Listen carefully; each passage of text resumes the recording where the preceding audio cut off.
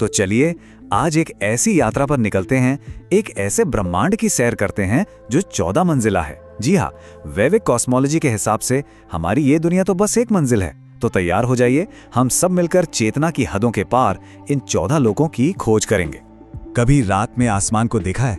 ये जो टिमटिमाते हुए तारे दिखते हैं, क्या ये सिर्फ दूर जलते हुए आग के गोले हैं, या फिर हो सकता है ये किसी और ही डायमेंशन, किसी दूसरी दुनिया के दरवाजे हों?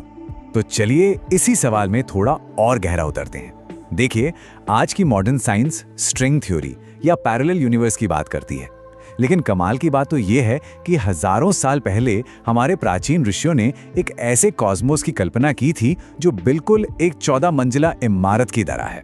जी हाँ, पूरे 14 अलग अलग लोक, यानी रियलिटी के 14 अलग अलग लेवल्स। और हम सब हमें ठीक बीच वाली मंजिल पर, जिसे कहते हैं मृत्यु लोक।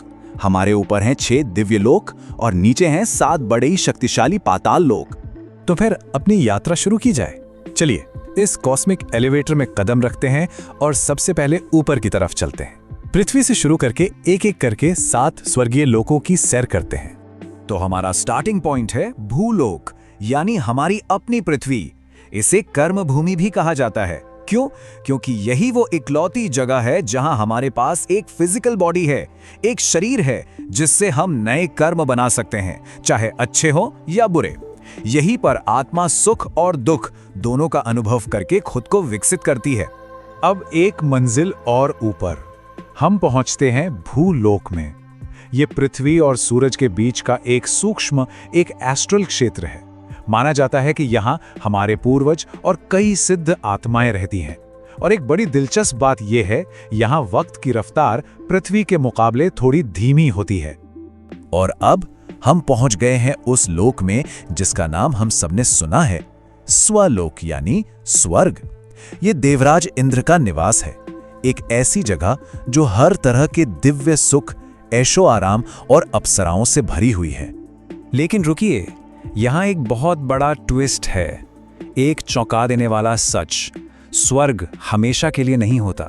जी, वहाँ रहना एक तरह से टेम्पररी है। ये इस बात पर निर्भर करता है कि किसी के अच्छे कर्मों का बैलेंस कितना है। जैसे ही वो पुण्य का अकाउंट 0 होता है, आत्मा को वापस पृथ्वी पर लौटना ही पड़ता है। ये वाकई सोचने पर मजबूर करता है ना? चलिए स्वर्ग से भी ऊपर चलते हैं, महालोक में। ये महान ऋषियों का घर है और यहाँ समय का पैमाना हमारी सोच से बिल्कुल परे है। सोचिए, जब नीचे के 3 लोक यानी पृथ्वी, भुवलोक और स्वर्ग प्रलय में नष्ट हो जाते हैं, तब भी ये लोक बचा रहता है। और यहाँ बातचीत के लिए शब्दों की जरूरत नहीं, सब कुछ मानसिक स्तर पर टेलीपैथी से होता है। और ऊपर चढ़ते हैं तो आता है जनलोक। यहाँ ब्रह्मा जी के मानस पुत्र रहते हैं। ये ऐसे जीव हैं जिन्हें खाने पीने जैसी किसी भी भौतिक चीज की कोई जरूरत नहीं होती। वो सिर्फ और सिर्फ शुद्ध ज्ञान के आनंद में डूबे रहते हैं। और उनकी शक्ति देखिए, वो एक ही वक्त पर अनगिनत जगहों पर मौजूद हो सकते हैं। अगला पड़ाव है तपलोक। अब इस लोक की ऊर्जा इतनी ज्यादा, इतनी तीव्र है कि अगर कोई भी अशुद्ध आत्मा यहाँ घुसने की कोशिश करे तो वो जलकर राख हो जाएगी। यहाँ वो महान आत्माएं रहती हैं जिन्होंने अपनी हर इच्छा को पूरी तरह से त्याग दिया है और अब वो ब्रह्मांड को चलाने में, उसके एडमिनिस्ट्रेशन में मदद करती हैं।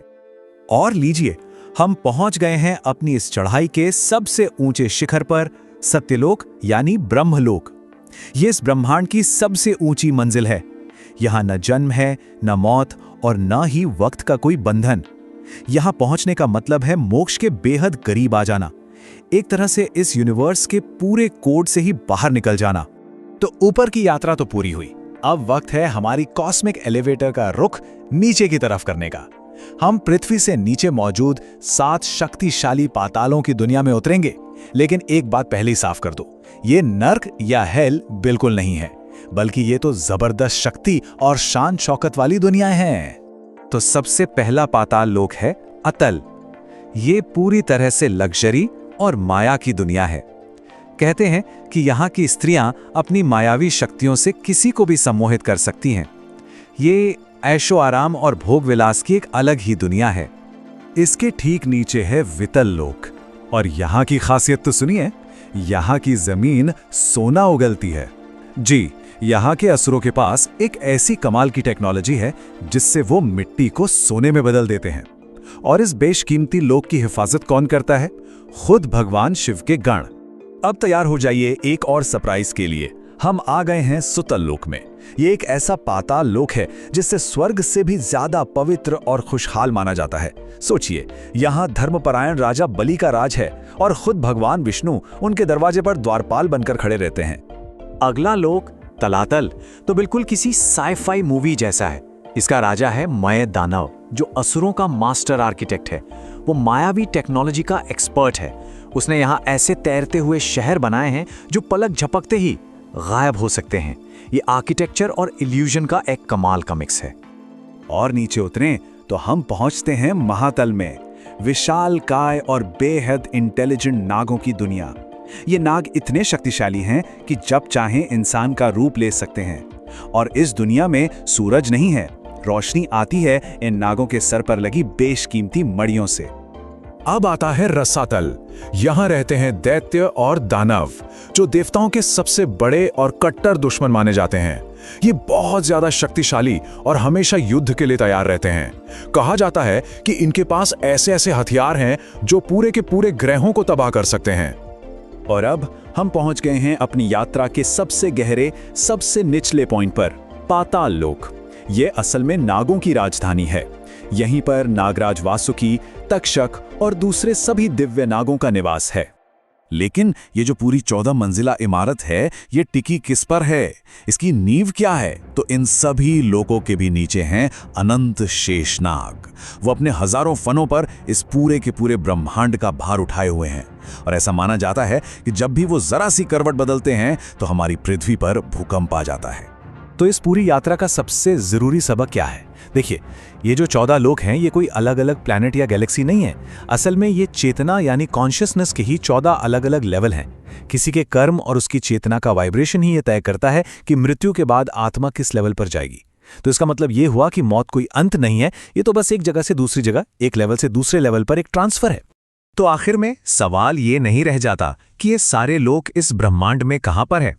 असली सवाल तो ये है कि हमारी अपनी चेतना और हमारे कर्मों के हिसाब से हमारा अगला डेस्टिनेशन कौन सा लोक होने वाला है।